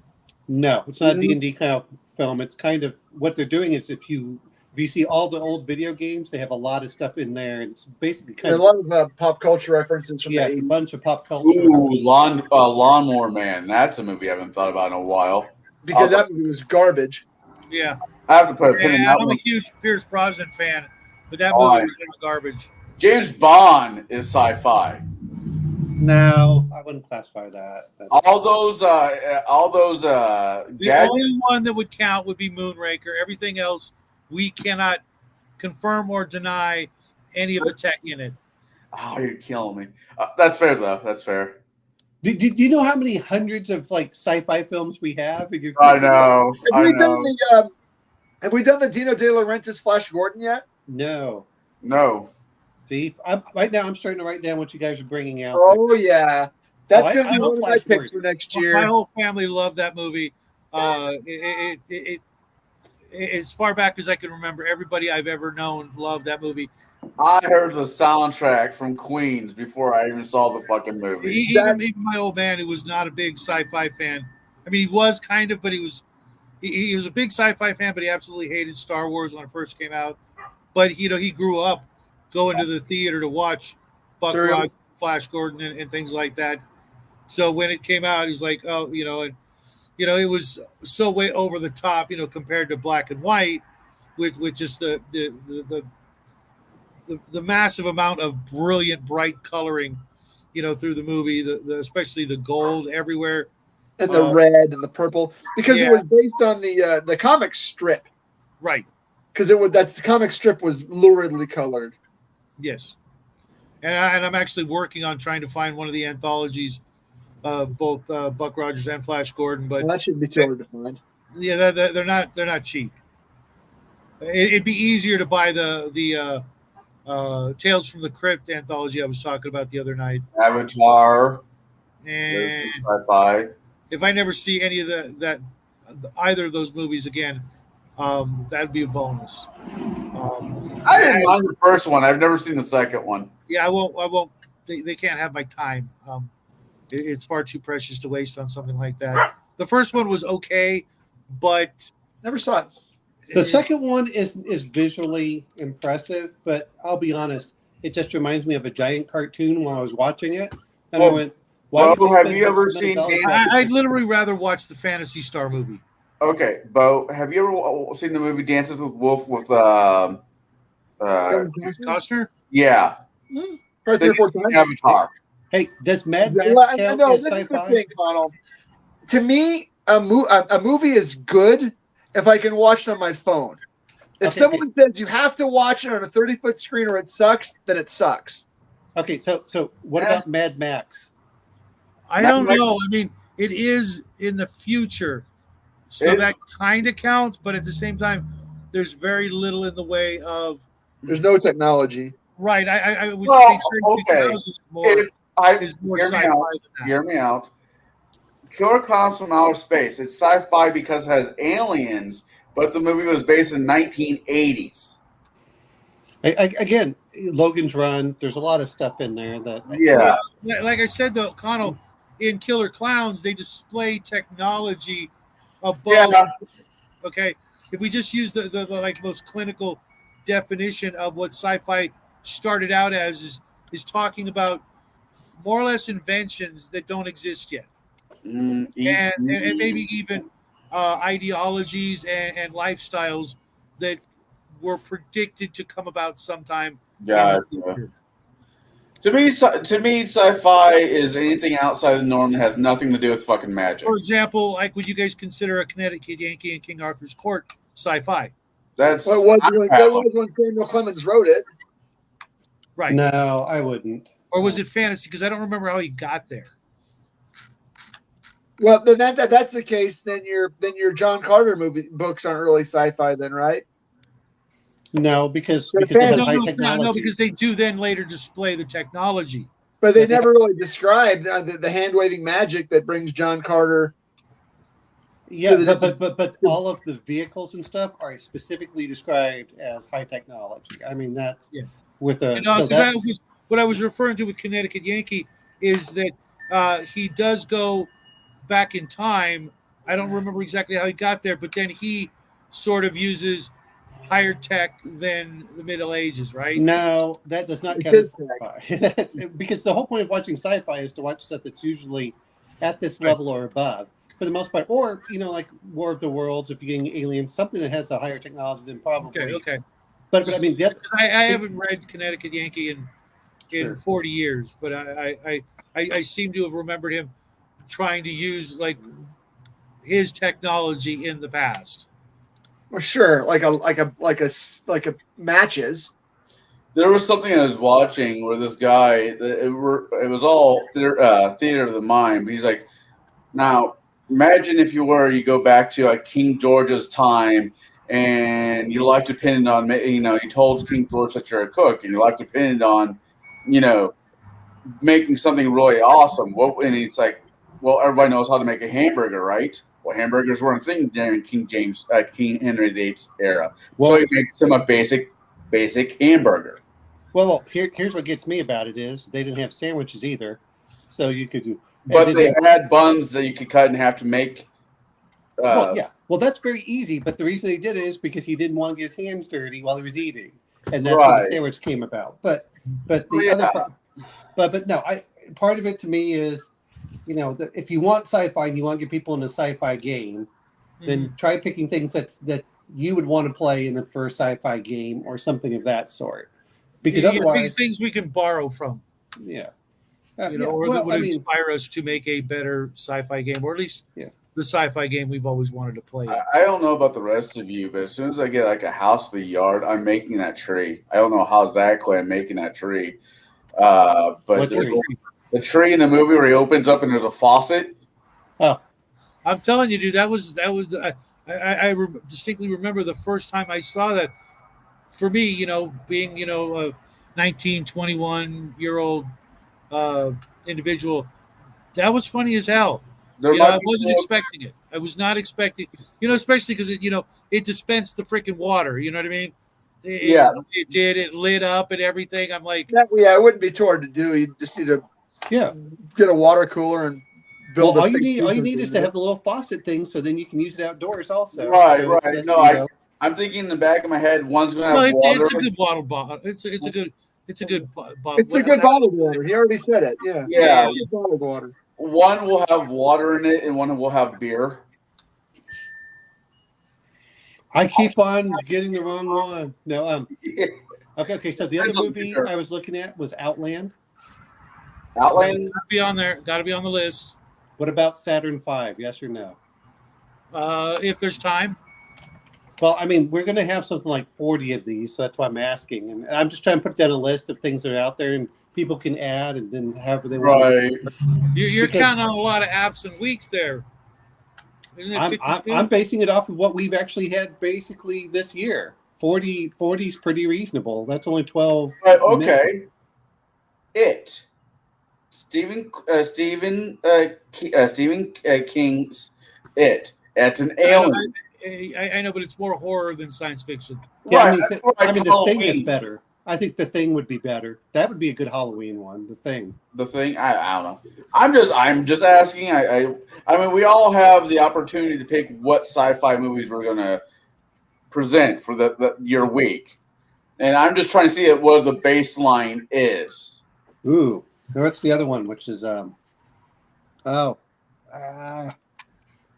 Because are plague movies out? Plague movies would be okay if they're going to be a plague in the future. Well, let me rephrase that, because we have to be careful, because otherwise you're going to get Planet of the Apes, and I'm not sure any of us really consider that so much sci-fi. No, totally. I don't. All the technology is at or below what we have now. Otherwise, you're going to allow Mad Max. Well, the whole spaceship and the suspended animation are not there. The what do you call it? The Alpha Omega weapon. Nuclear bomb? No, we have one of those. We have several of those. But we do not have one that's capable of doing what that one did. That we know of. Right, there you go. There's that. Which there probably is, but why? I mean, that's retarded. But That's Dr. Strangelove. It's the Doomsday weapon. Right.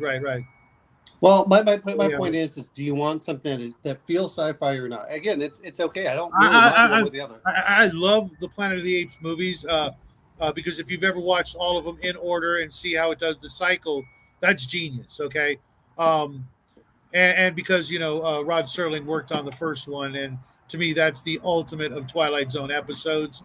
If you look at it, if you could squeeze that into a 30-minute black and white, that would have freaking blown the world away back in the 60s. But I'm trying to think of what month I would throw that in, how that would tie into anything, and I don't really think it would.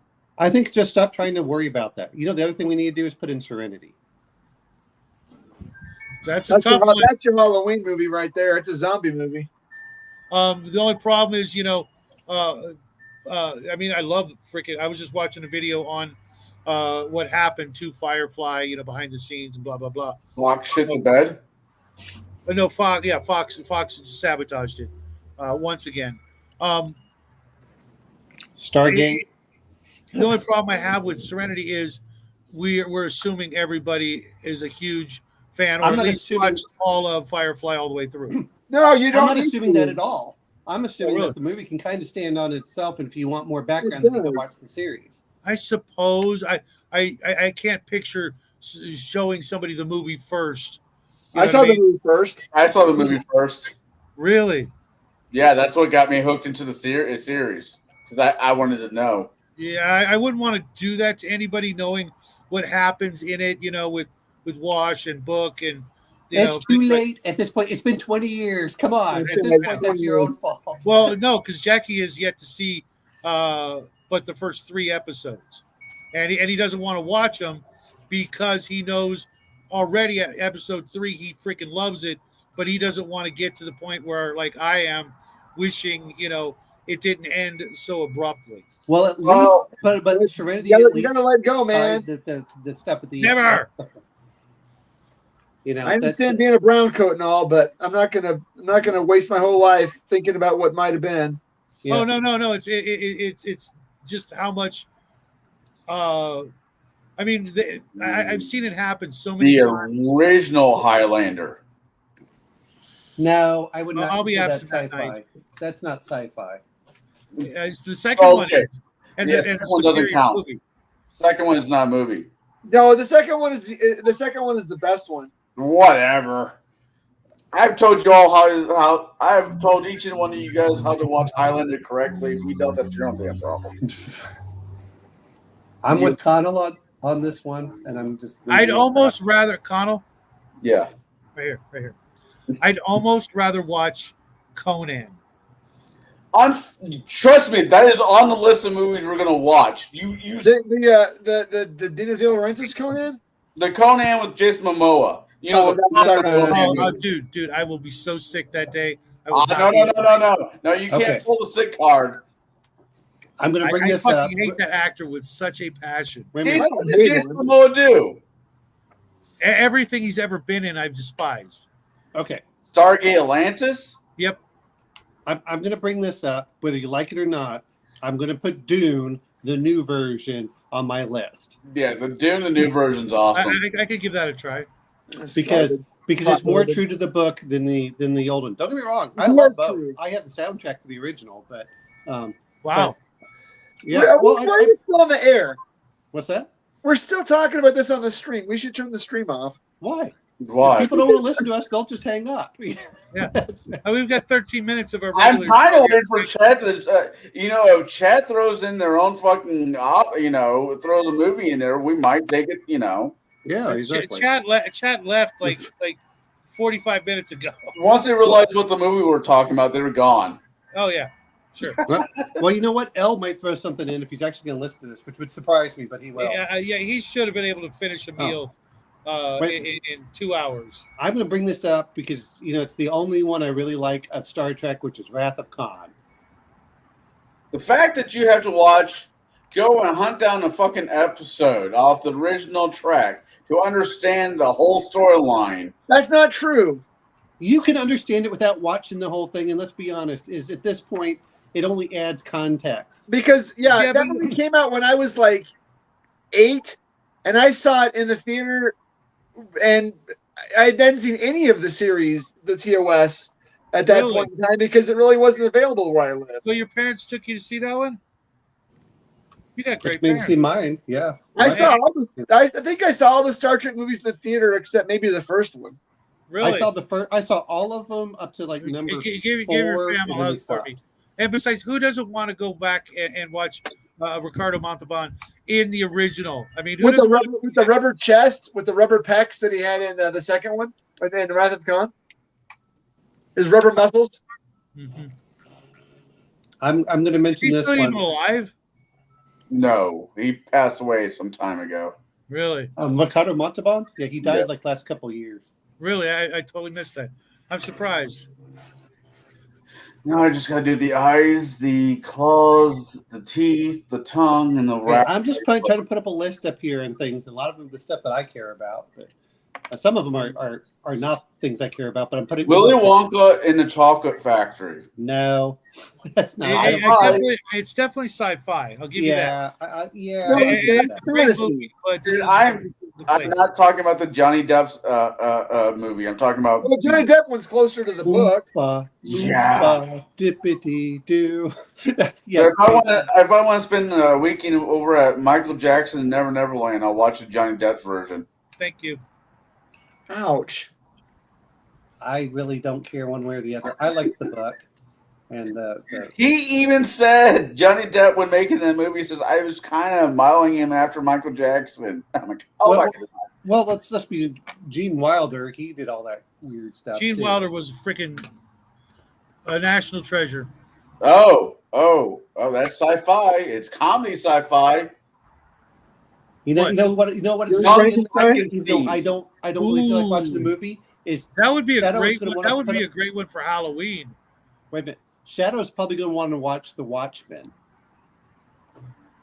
Yeah, I watch it every week. So, I mean, it is literally my favorite movie of all time.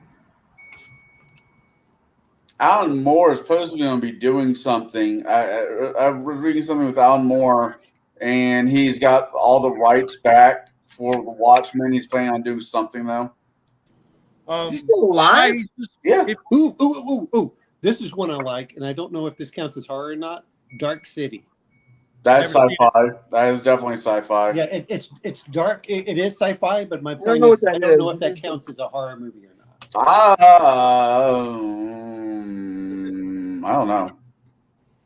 Is it scary and or gory? It's creepy. It's pretty creepy. It's not gory. Yeah, it's definitely creepy though. Not all horror movies are. What about Equilibrium? Equilibrium's fine. That works too. The I liked it better when it was called Fahrenheit 451. Jesus. That takes me back to high school.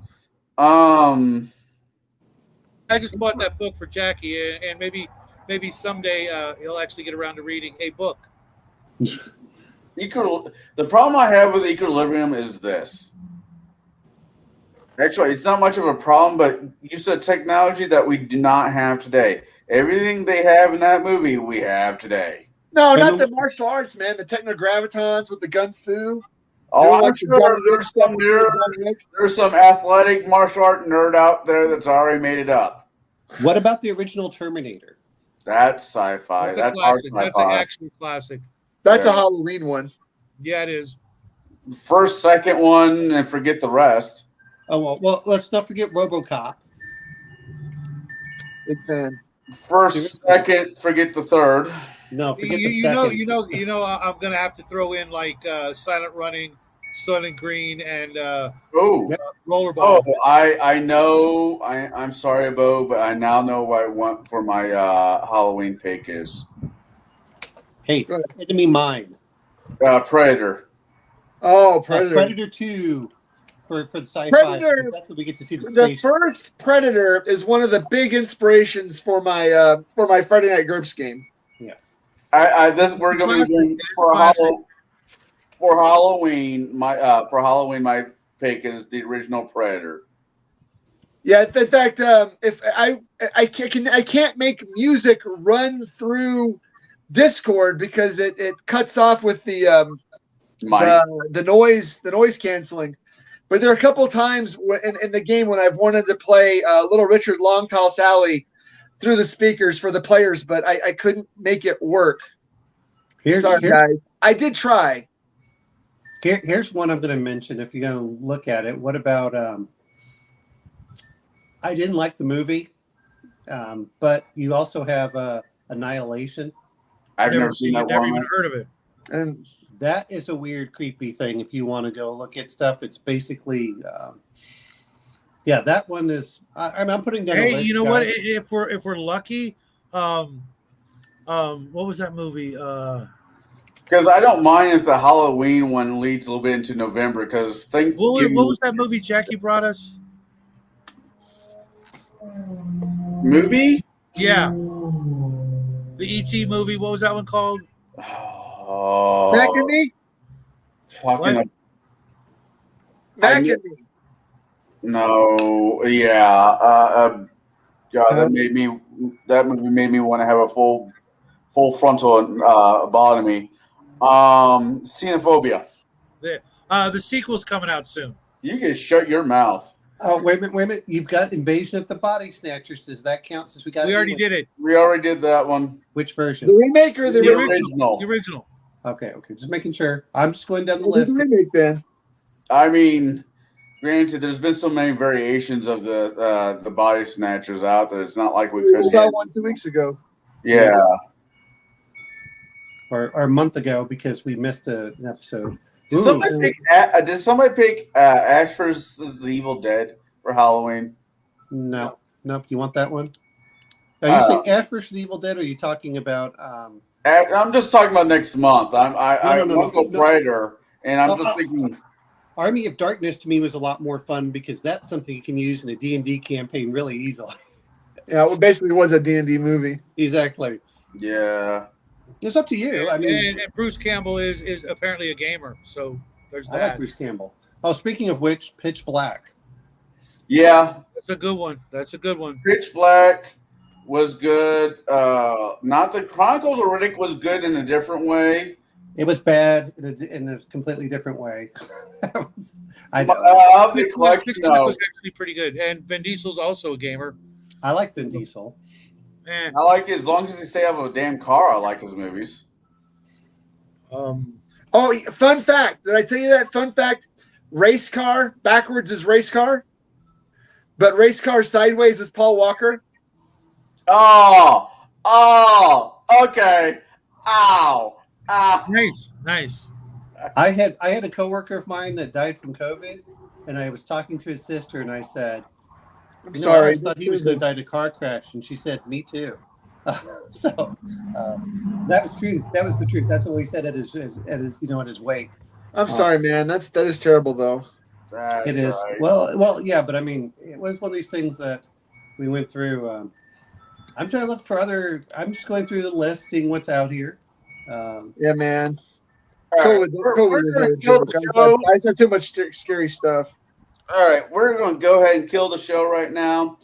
Everybody out there who ends up watching this later, thanks for watching with us. The Join movie more The sci-fi Snow movies Pig was a just good like- movie. Everybody out there should at least ignore it once. I mean, watch it once. Watch it once. Watch it once. Pleasure. And since we're doing, since Bo started this is all Bo's fault. Do you know why Africa does not have pharmacies? Because you have to be able to eat to take your medicine. Oh, that's awesome.